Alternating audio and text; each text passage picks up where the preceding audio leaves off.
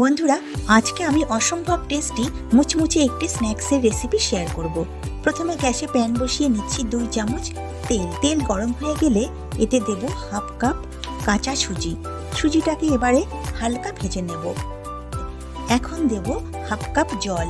কিছুক্ষণ নাড়াচাড়া করে সুজি যখন ড্রাই হয়ে আসবে তখন নামিয়ে নেব।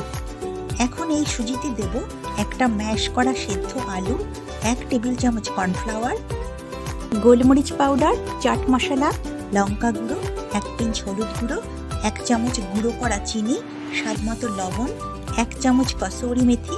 এবারে জল ছাড়া মেখে নিয়ে একটা শক্ত ডো বানিয়ে নেব। এখন ডোটাকে দুটো পার্টে ডিভাইড করে নেব।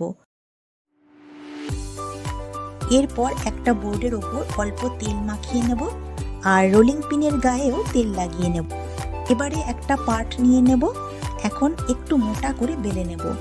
বেলা হয়ে গেলে 4টে সাইড কেটে বাদ দিয়ে দেব আর এই বাদ দেওয়া অংশগুলো জুড়ে নিয়ে আবারও ব্যবহার করব।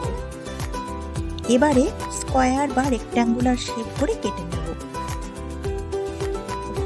সবগুলো কেটে নিয়েছি। এরপর গরম তেলে ছেড়ে দেব। সঙ্গে সঙ্গে উল্টানো যাবে না, কিছুক্ষণ ওয়েট করতে হবে। তারপর উল্টে পাল্টে মুচমুচে করে ভেজে তুলে নেব।